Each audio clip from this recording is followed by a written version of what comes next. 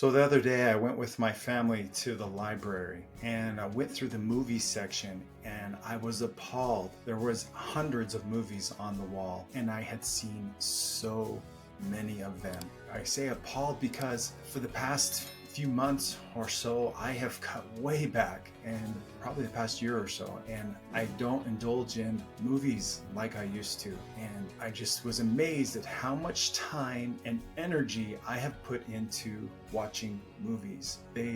Movies are very powerful and very helpful and very lifting, yet they can consume so much, and we still watch movies many times. It seems that now that I've stepped away from them, that more appealing movies to me are more documentary like, more Christian based like movies that have a truth to them, that are inviting and enticing you to do good things. And I'm just drawn away.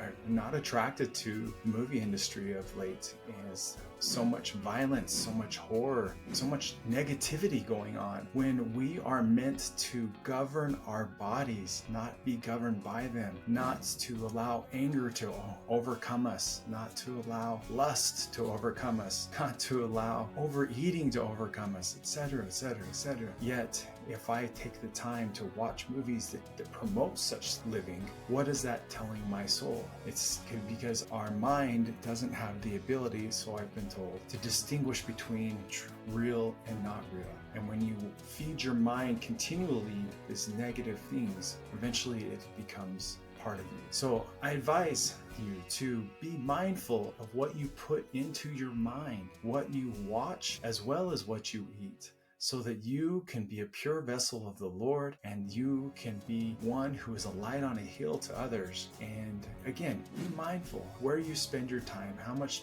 time you spend there. And I invite you to just check in. Where are you at? Where are you at mentally and physically? And if you need some help, get some help and find something to replace that which is not lifting you and filling you full of light. For example, this past week, one of the things that I struggled with as an individual is reminiscing on bad habits. For example, just the movie thing. If I were to reminisce on, I spent so much time on those movies, and I continue to feed and dwell on those thoughts, it puts me in a negative place. And I recognize through prayer and some pondering that the reason why those things become part of my thought process, my past experience, who I was, the errors that I've made, is because I'm not filling my mind with where I am now and where I'm headed. So when I turn to where I am now and where I'm headed, those things of the past become things of the past. They become learning experiences, and I don't have room in my mind's eye to ponder on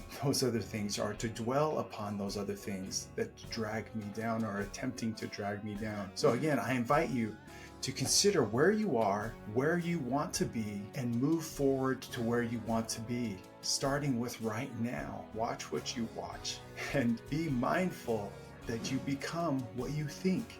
You become what you watch. You become what you eat, so to speak. So fill your mind and your heart with good and wholesome things, wholesome recreation, wholesome movies, and wholesome food, that you may be able to run and not be weary and not carry the excess, not only just excess weight, but excess doubts, thoughts, violence, lusts, etc., etc.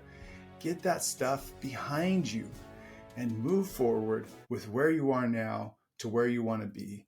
And then there is no room for those other things to grab hold of you.